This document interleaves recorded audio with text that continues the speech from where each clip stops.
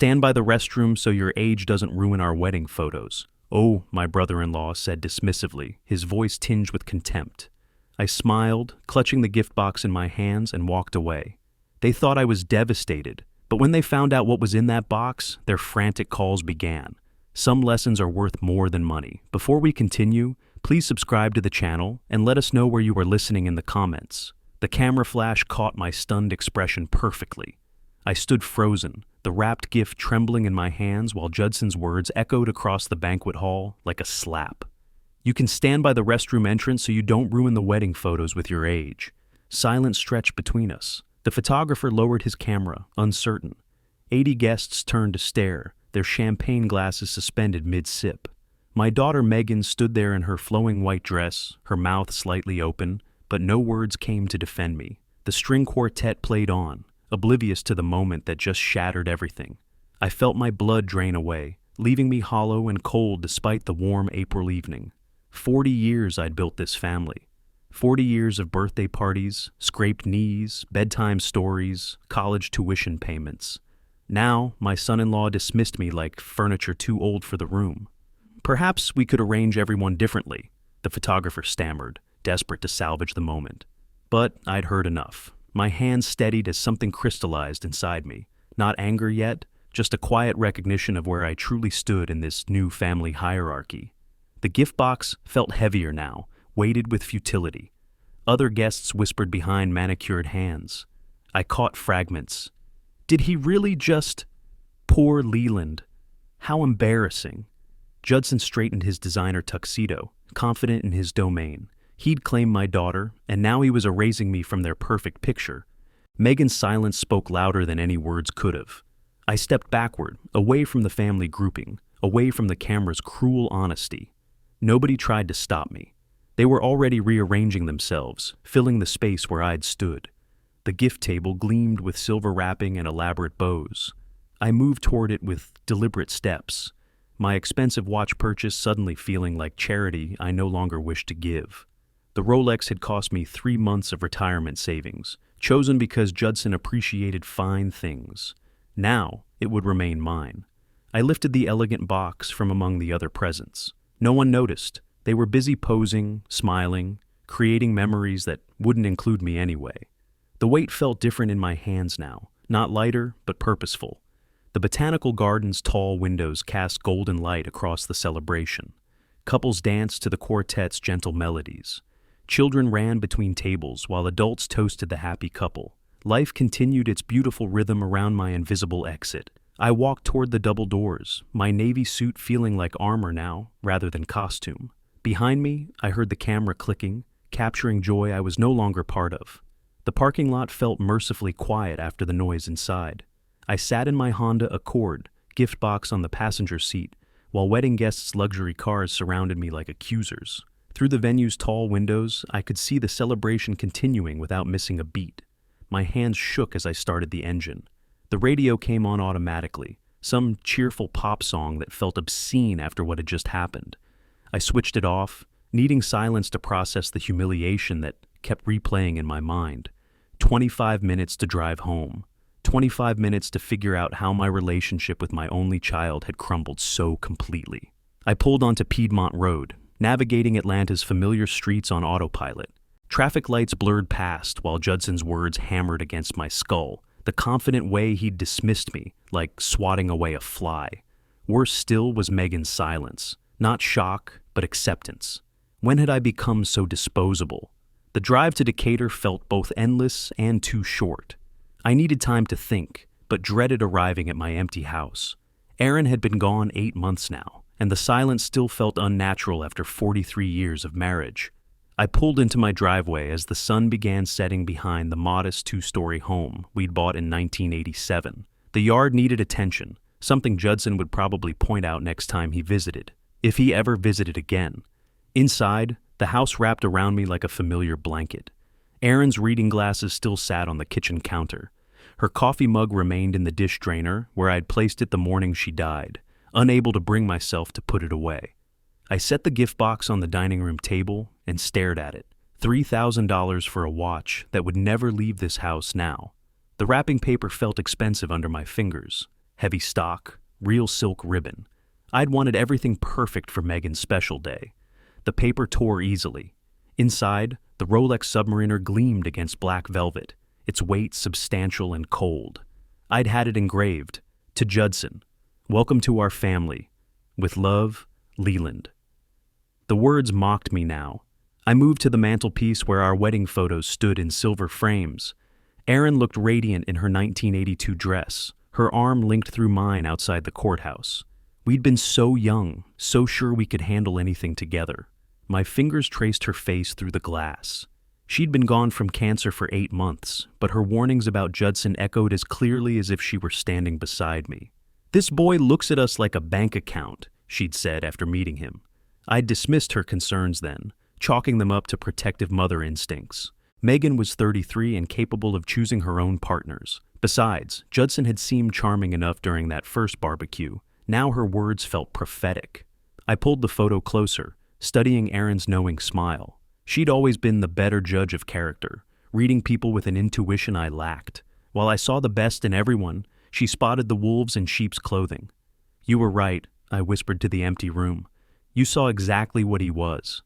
The watch felt heavier in my other hand. $3,000 that could have paid for home repairs or helped with medical bills. Instead, I'd been ready to hand it over to a man who saw me as an obstacle to overcome. Standing there between past and present, something shifted inside me. The hurt was transforming into something harder, more purposeful. Respect couldn't be begged for or bought. It had to be commanded.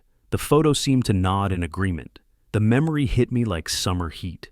July 2023, our backyard barbecue, the first time Megan brought Judson home. I could almost smell the charcoal and hear Erin's laughter drifting through the sliding glass door. I'd been so hopeful that day, wanting desperately to like my daughter's new boyfriend. The grill sizzled while I arranged lawn chairs, preparing to welcome this mysterious man who'd captured Megan's heart over the past 3 months. Judson arrived in a BMW, stepping out like he owned the neighborhood. Tall, confident, wearing clothes that cost more than my monthly utility bill. He shook my hand with practiced firmness while his eyes swept over our property with calculating interest. "Beautiful house," he'd said, but his tone suggested appraisal rather than appreciation. "Original hardwood floors? These older homes have such character." Within minutes, he was asking seemingly innocent questions. How long had we lived here? Did we know the current market value? Were we planning to downsize eventually?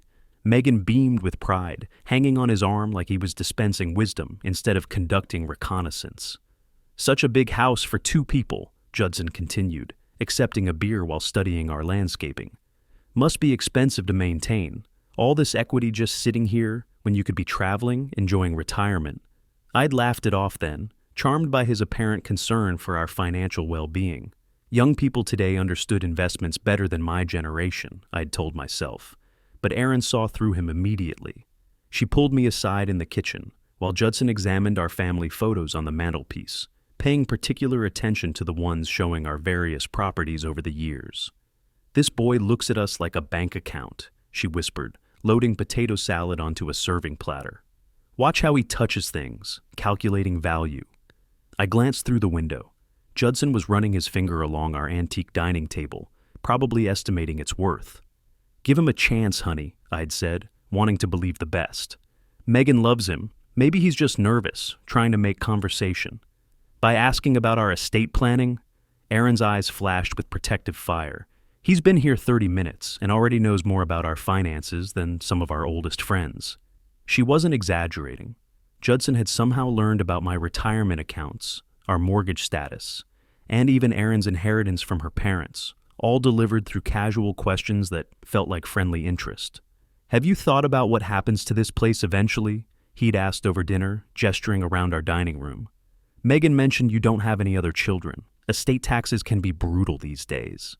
Megan had blushed, murmuring something about it being too early to discuss such things. But her eyes lit up when Judson described various investment strategies that could maximize the family's long-term wealth. Later that evening, after they had left, Erin sat me down with her serious face, the one she wore when discussing important matters. "That young man has already planned our funerals," she said quietly. "He knows exactly what we're worth and how long he expects to wait for it." I'd defended him, pointing out his successful career and obvious affection for Megan.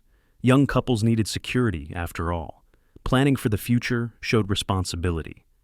"Mark my words, Leland," Aaron had said, taking my hands in hers. "That boy will destroy this family if we let him. He sees us as obstacles between him and what he thinks he deserves." Standing now in our empty living room, her photo still warm in my hands, I finally understood. Judson hadn't been planning a future with our family. He'd been planning a future without us.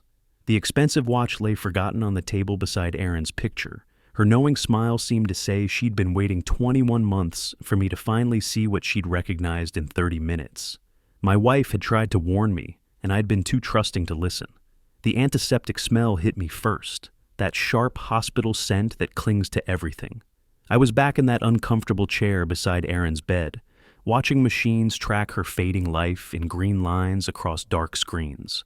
October had been cruel. The cancer moved faster than anyone predicted, stealing my wife piece by piece while I held her thin hand through endless nights.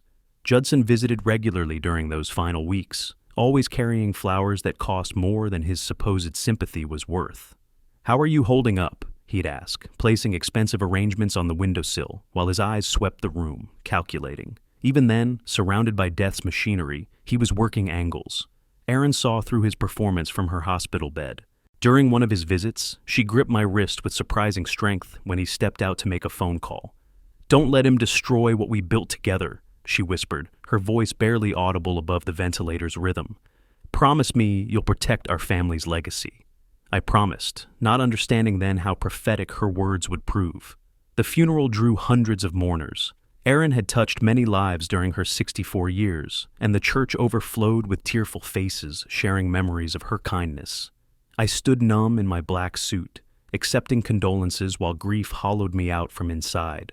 Judson positioned himself strategically throughout the service, playing the devoted son-in-law while steering conversations toward practical matters. During the reception at our house, I found him in my study, examining Erin's legal documents with unseemly interest. "We should probably discuss arrangements," he said, not looking up from her will. "Now that Mom's gone, maybe it's time to think about the future." The casual way he said "Mom," like he'd earned the right to that intimacy, made my stomach turn. Erin had been in the ground for exactly 4 hours. "She just died, Judson." My voice cracked with exhaustion and disbelief. "Show some respect." But he pressed forward with the relentless persistence I'd later recognize as his defining trait. Hospital bills, estate taxes, the burden of maintaining such a large house alone. He painted pictures of financial ruin while offering solutions that conveniently benefited him. Megan found us there and immediately sided with her husband's practical concerns. "Dad, Judson's just trying to help with practical matters," she said, her arm sliding around his waist in unconscious support. "We can't ignore these responsibilities." Standing in my own study, surrounded by the books Erin had loved and the papers documenting our 43 years together, I realized how completely I'd lost my daughter to this calculating man. Her mother's body was still warm, and she was already discussing dividing the spoils. "Your mother built this life with me," I said quietly. "Every stick of furniture, every dollar saved. It's not going anywhere."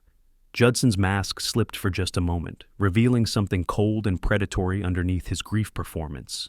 Then he recovered, placing a comforting hand on Megan's shoulder, while his eyes promised this conversation wasn't over. 3 days later, he called with more practical questions about insurance policies and property values. Traffic crawled along Peachtree Street as I navigated toward Megan's apartment building, wedding planning materials scattered across my passenger seat. 6 months had passed since that confrontation in my study. 6 months of carefully orchestrated distance that Judson had managed perfectly. Today felt like my last chance to reconnect with my daughter before her wedding made his position permanent.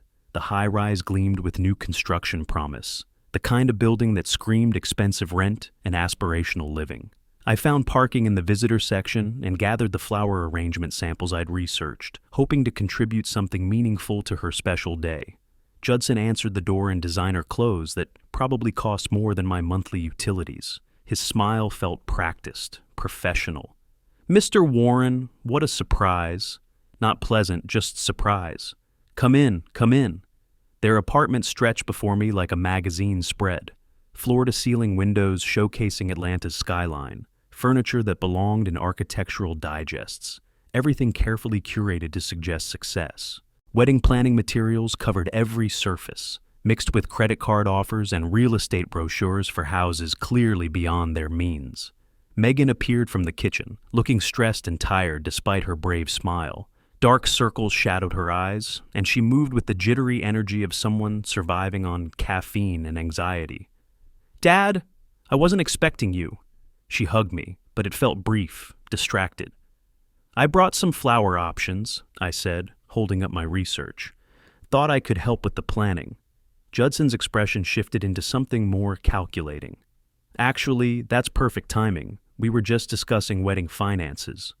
He gestured toward the coffee table where spreadsheets displayed numbers that made my chest tighten. "The costs are substantial," Megan said, avoiding my eyes. "More than we initially budgeted. Much more." Judson settled onto their expensive couch with the confidence of a man in his own territory. Which brings us to a conversation we've been meaning to have. The air in the room changed, became charged with something unpleasant. I remained standing, sensing ambush. "You're 68, Mr. Warren." Judson's voice carried false reasonableness. "How much money do you really need at your age? That house, your savings accounts, retirement funds, it's all just sitting there while we struggle with real financial pressures." Heat rose in my chest. "I earned every penny through honest work." "Of course you did." He leaned forward, predatory now. "But what's the point of hoarding wealth when your family needs help? Megan deserves a proper wedding, a nice home, security for her future." Megan shifted uncomfortably but didn't contradict him. Her silence felt like betrayal all over again.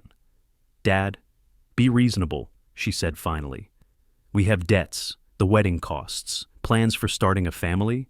This apartment alone costs $3,000 a month." $3,000. No wonder they needed money. But instead of scaling back their lifestyle, they wanted me to fund their delusions of grandeur. "Your mother warned me about this," I said, the words slipping out before I could stop them. Judson's mask dropped completely. "Mom's gone, Mr. Warren. It's time to face reality about family responsibilities. You're sitting on assets worth hundreds of thousands while your daughter struggles." "Struggles?" I looked around their magazine-perfect apartment. "This doesn't look like struggling." "Debt isn't visible," he snapped. "We're leveraged to the limit trying to build a decent life." The conversation devolved into ultimatums and accusations. Judson painted me as a selfish old man, hoarding resources while young people suffered. Megan nodded along, convinced by his narrative that I was the villain in their financial drama. Finally, I'd heard enough. I gathered my untouched wedding materials and headed for the door. "Think carefully about your decision," Judson called after me. "Family loyalty runs both ways." Sunday morning arrived with the kind of suburban quiet that used to bring peace. Church bells echoed across Decatur, while neighbors headed to services, their dressed-up families creating Norman Rockwell tableau on sidewalks I'd walked for decades. But peace felt impossible after yesterday's humiliation still burned fresh in my memory. I woke in my own bed for the first time in 2 days, having spent Friday night at a hotel after fleeing the wedding reception. The house felt different somehow. Not empty like it had since Aaron's death, but cleared of illusions. Coffee brewed while I stood at the kitchen window, watching morning light filter through trees we'd planted 30 years ago. The newspaper lay unopened on the counter. Current events seemed irrelevant when my entire world had shifted on its axis. Moving through rooms filled with 43 years of shared memories, I stopped at each framed photograph. Our wedding day outside the courthouse. Megan's first steps captured in blurry Polaroid. Family vacations to beaches and mountains, building traditions that felt solid then, permanent. In Erin's study, I touched her reading glasses where they still rested beside law journals she'd never finish. Her warnings echoed with new clarity now that Judson had shown his true face publicly. She'd seen through him from that first barbecue, recognized the predator behind the charm. "You were right about him, sweetheart," I said to her photograph on the desk. "Time to finish what you started." The mirror in our bedroom reflected a man I barely recognized. Not the defeated father who'd fled yesterday's humiliation, but someone older, perhaps wiser. 40 years building a successful business had taught me about strategy, patience, knowing when to reveal your hand and when to wait. Back in the kitchen, I spread financial statements across the table where Aaron and I had shared thousands of meals, bank records, investment portfolios, property deeds, the accumulated wealth of a lifetime's careful planning. More than Judson knew, certainly more than he deserved. My address book fell open to Mortimer Holmes's number. Mort had handled our legal affairs for 20 years, witnessed the careful construction of our estate plan. If anyone could help me protect what Aaron and I had built, it would be him. But this wouldn't be about mere protection. Judson had miscalculated badly, showing his contempt publicly, humiliating me in front of 80 witnesses. He'd revealed himself as exactly what Aaron had warned me about. A man who saw our family as nothing more than a bank account to raid. Strategy required understanding your opponent's weaknesses. Judson's were obvious now: greed, impatience, arrogance. He expected easy victory over a grieving old man, assumed intimidation would work where manipulation had failed. He was about to learn otherwise. I lifted the phone and dialed Mortimer's home number. Sunday morning or not, this conversation couldn't wait. "Leland?" Mort's familiar voice carried surprise. "You sound different. What's going on?" "I need your help with a delicate family matter," I said, surprised by the steel in my own voice. "How quickly can we meet?" Downtown Atlanta's afternoon heat shimmered off concrete as I sat in my Honda outside Mortimer's building, gathering courage for what I was about to ask. The manila folder beside me contained printouts of Judson's social media posts, expensive dinners, luxury purchases, vacation photos that painted a picture of someone living far beyond reasonable means. Mort's office occupied the third floor of a modest professional building that had served Atlanta's middle class for decades. His practice reflected the man himself: honest, dependable, never flashy. When I finally climbed those familiar stairs, my hands trembled slightly with the weight of what I was planning. "Leland!" His weathered face broke into a genuine smile as I entered. "You sounded so serious on the phone yesterday. Come in, sit down." The office hadn't changed in 20 years. Law books lined every wall, family photographs clustered on his desk. An afternoon sunlight filtered through Venetian blinds, casting familiar patterns across worn carpet. This was where we'd discussed Aaron's will, where I'd signed documents transferring property, where life's legal milestones had been witnessed and filed. "Coffee?" Mort moved toward the machine in the corner, but I shook my head. "I need your help with something delicate," I said, opening my folder. "Something that might make you uncomfortable." His expression shifted as he settled behind his desk, fingers automatically straightening his tie, a nervous habit I'd observed for 50 years. "What's going on?" The story poured out of me then. Saturday's humiliation, the calculated cruelty of Judson's words, Megan's silence that felt like abandonment. Mort listened without interruption, his face growing darker with each detail. "That little punk actually said that? In front of 80 people?" He removed his glasses, cleaning them with unnecessary vigor.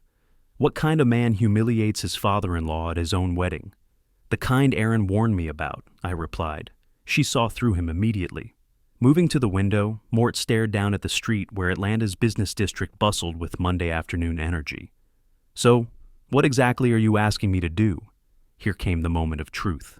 "I want to teach him a lesson about greed, make him understand what it costs to treat family like obstacles." The plan unfolded carefully.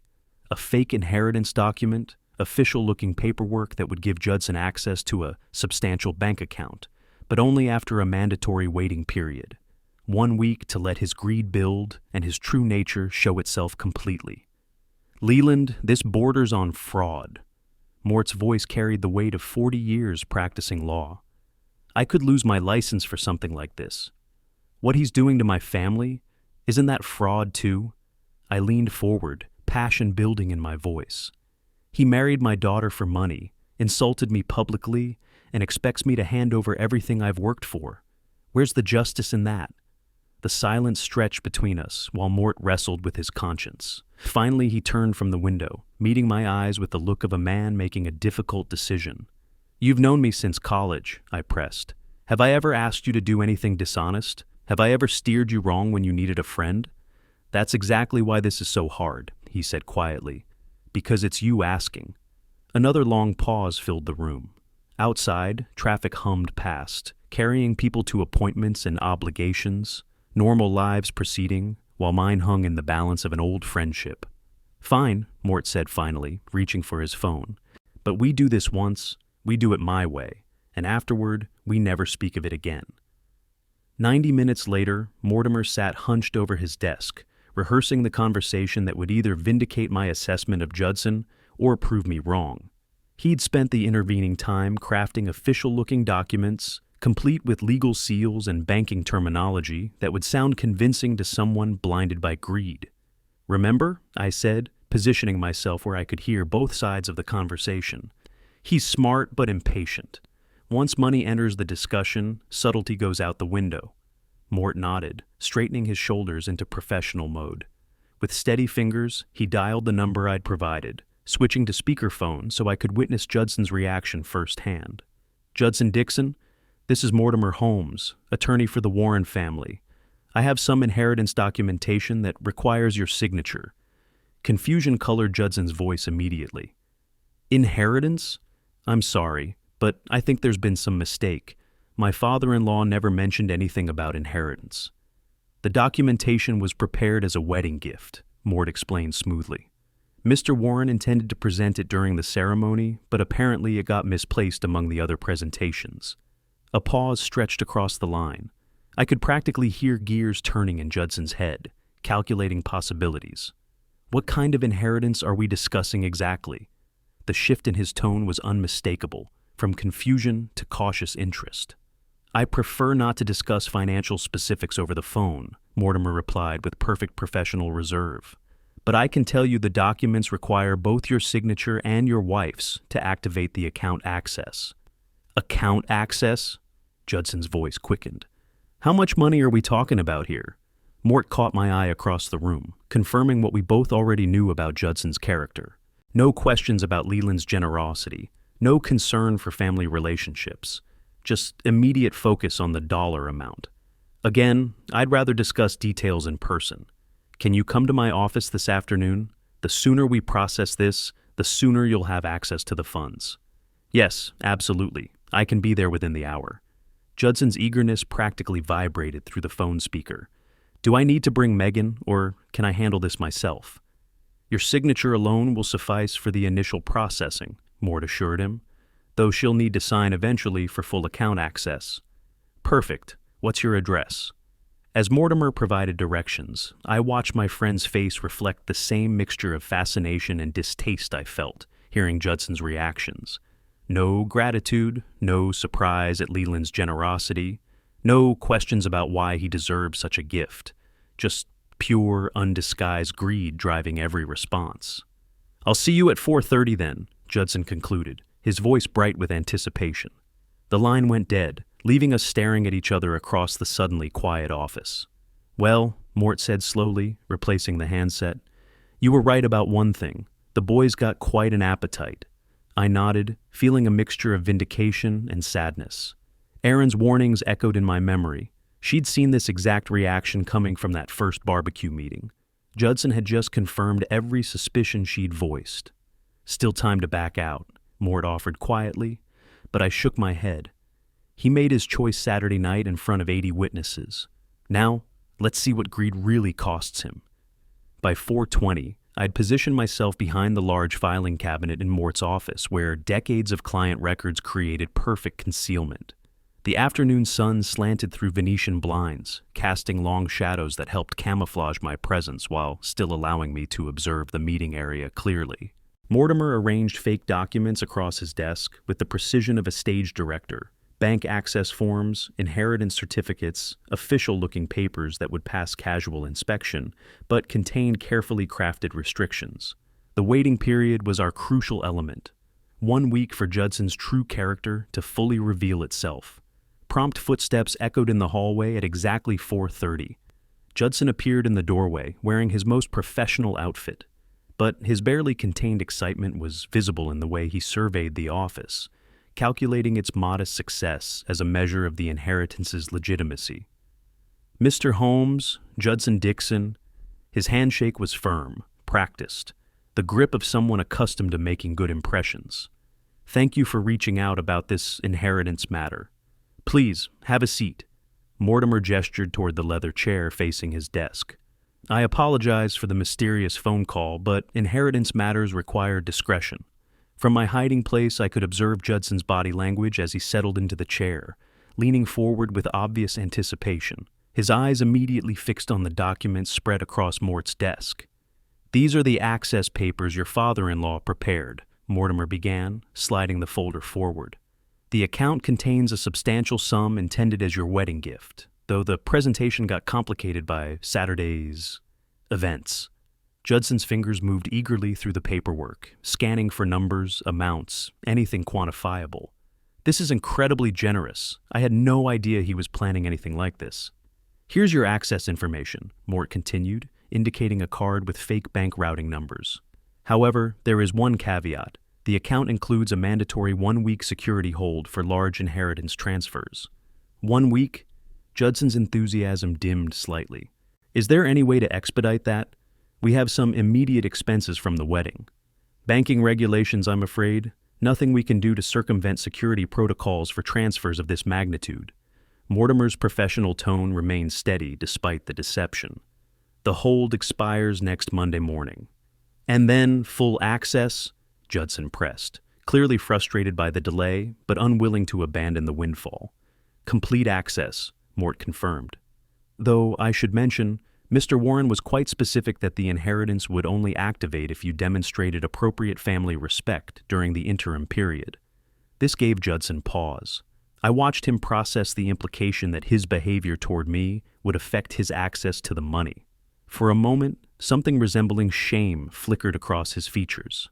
Of course, he said finally. I'll make sure to repair any misunderstandings from the wedding. Excellent. Mortimer positioned the signature page before him. Your signature here activates the process. Judson signed without hesitation, his pen moving with the eager strokes of someone claiming a prize.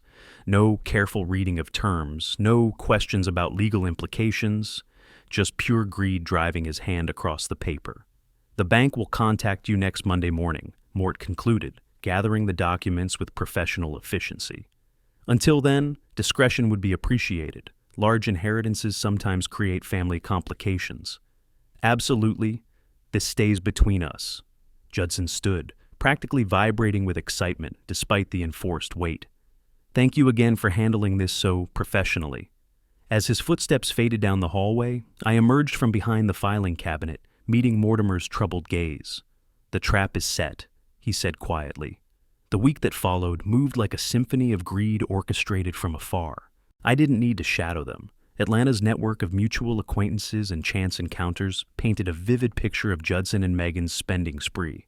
Tuesday morning brought the first evidence. Mrs. Chen from down the street mentioned seeing them at the BMW dealership, test driving cars that cost more than most people's annual salary. By Wednesday, my neighbor Ralph spotted a gleaming silver sedan in their apartment complex. Temporary plates still attached, leather interior visible through tinted windows. Must be doing well for themselves, Ralph had commented over our shared fence. That model runs close to $70,000. I nodded appropriately, hiding my satisfaction behind coffee steam. Thursday's revelation came through Patricia from my church group, whose daughter worked at Premier Real Estate. Young couple putting offers on houses in Buckhead, she'd mentioned casually, using inheritance documentation as proof of funds. Looking at properties in the $500,000 range, each piece of intelligence confirmed what I'd predicted about Judson's character. No cautious waiting until Monday's bank access. Just immediate reckless spending based on money that existed only in his imagination. Friday evening, I drove past their apartment complex and saw evidence of their celebration. Designer shopping bags visible through their window. Expensive restaurant receipts scattered on their counter. The kind of lifestyle they'd always coveted but never afforded. My phone rang Saturday morning. Megan's number appearing on the screen for the first time since the wedding. Dad? Her voice carried unfamiliar brightness.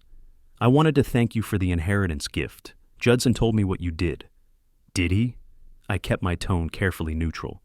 It means everything to us. Finally, we can build the life we've dreamed about.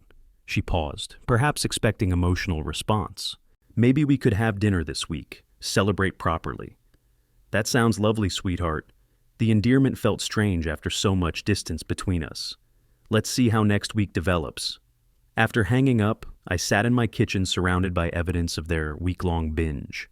Bank statements I'd glimpsed through mutual connections showed multiple credit applications, all approved based on Mortimer's convincing inheritance documentation. Car loans, home equity lines, credit card increases, every lender eager to accommodate someone with guaranteed wealth arriving Monday. Sunday brought the crowning touch. Driving past the furniture showroom on Peachtree, I spotted them through the window, selecting bedroom sets that cost more than sensible people spent on cars. Judson gestured expansively while salespeople nodded enthusiastically, clearly discussing delivery arrangements and payment schedules. Everything depended on Monday morning's bank access that would never come. Standing at my kitchen window Sunday evening, I watched sunset paint the Atlanta skyline in shades of gold and crimson. Somewhere across town, Judson and Megan were probably celebrating their good fortune, planning their expanded future, counting money that existed only in documents Mortimer had crafted with reluctant precision. Tomorrow would bring truth, along with the consequences of treating family like obstacles to overcome. My phone sat silent on the counter, waiting for Monday morning's inevitable calls. Monday arrived with the crisp promise of May, and I settled into my kitchen with coffee and newspaper, knowing the morning would bring exactly what I'd orchestrated. At 9:15, my phone rang. "The banks are saying there's no account." Judson's voice carried confusion rather than panic, still assuming technical difficulties rather than deliberate deception. "There must be some kind of mistake with the routing numbers." "What money are you talking about, Judson?" I kept my voice steady, almost bored. "I'm still alive, and my estate remains exactly where it's always been. The inheritance, the legal documents, you signed them." His volume increased as reality began penetrating his certainty. "I never signed anything," I replied calmly. "Perhaps you should be more careful about examining legal paperwork before spending money that was never yours." The line went dead. I returned to my crossword puzzle. 11 o'clock brought the second call, desperation creeping into his tone. "I've been to 3 different banks. They're all saying the same thing. No account, no inheritance, no money. This has to be some kind of banking error." "Banking systems are remarkably accurate these days," I observed, "unlike people who make assumptions about other people's generosity." "You can't do this to us." The mask of respectful son-in-law finally slipped completely. "We've made commitments based on that documentation." "Commitments based on money that belonged to someone else?" I let the question hang in silence. "How interesting." 1 o'clock brought Megan's voice alongside his, tears audible through the phone speaker. "Dad, how could you do this to us? We trusted that money. We've signed contracts, made payments. We'll lose everything." "You trusted money that was never offered," I corrected gently. "Money that never existed. You built dreams on someone else's assets without permission." "The legal papers were real," Judson shouted in the background. "Your lawyer presented them." "My lawyer handles my actual legal affairs," I said, "not fantasies about inheritance you felt entitled to receive." The afternoon calls grew increasingly frantic. Car payments due immediately. House down payment committed. Credit cards maxed out based on guaranteed inheritance that would never materialize. Each conversation revealed another layer of financial irresponsibility built on the foundation of money that had never been mine to give. "Please," Megan sobbed during the 5 o'clock call. "There has to be something you can do. Some way to fix this."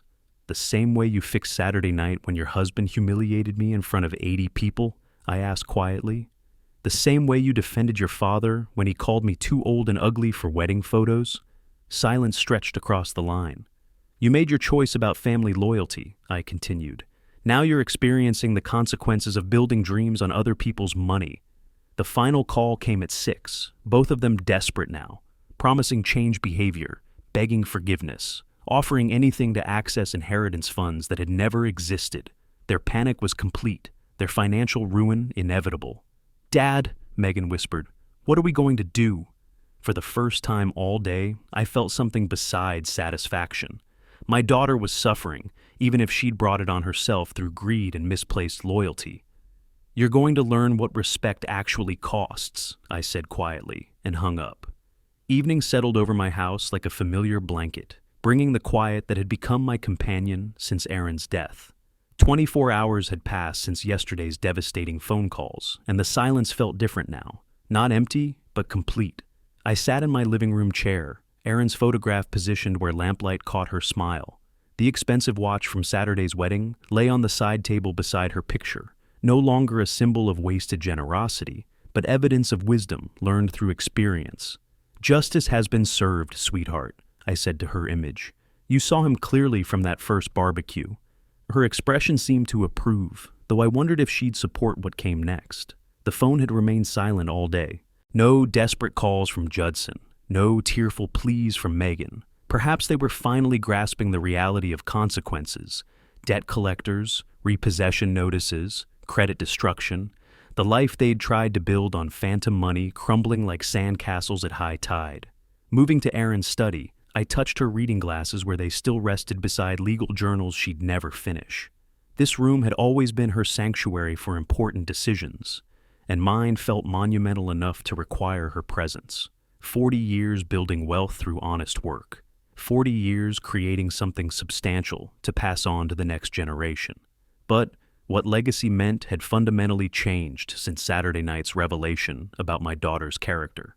The phone rang at 7 o'clock. Mortimer's number appeared on the screen. "How are you feeling about everything?" his familiar voice asked without preamble. "Satisfied," I replied honestly, though that might change. Second thoughts about the revenge? Second thoughts about the future. I moved back to the living room, Erin's photo drawing my attention again. "Mort, I want you to draft a new will. Leave everything to the Children's Education Foundation, the one Erin always supported." Silence stretched across the line before he spoke carefully. "That's a significant decision, Leland. What about Megan?" "She made her choice when she stood silent while her husband humiliated me," I said. "She chose financial security over family loyalty. Now she can experience life without either." "Are you certain? This seems like you're acting from anger rather than wisdom." Perhaps he was right, but sitting here surrounded by 43 years of marriage, looking at Erin's knowing smile, I felt something deeper than anger. Understanding, maybe. Recognition that real inheritance wasn't money, it was values, character, the ability to distinguish between right and wrong. Megan had failed that test spectacularly. "Draw up the papers," I told him. "Make it legal and binding. Let them build their own legacy through honest work instead of expecting handouts from family they don't respect." After hanging up, I remained in my chair as darkness settled over Decatur. Somewhere across Atlanta, my daughter and her husband were probably lying awake calculating debt, facing creditors, learning what happens when greed overrides judgment. Tomorrow would bring new challenges for them: phone calls from banks, letters from collection agencies, the systematic dismantling of dreams built on other people's money. But tonight, for the first time since Erin's death, I felt complete peace. The wedding gift revenge was finished. The real inheritance decision was just beginning. Erin's photograph seemed to nod approval as I turned off the lamp and headed upstairs, justice served and wisdom earned through the hardest of lessons. If you like this story, please like this video, subscribe to the channel, and share your impressions of this story in the comments. To listen to the next story, click on the box on the left. Thank you for watching.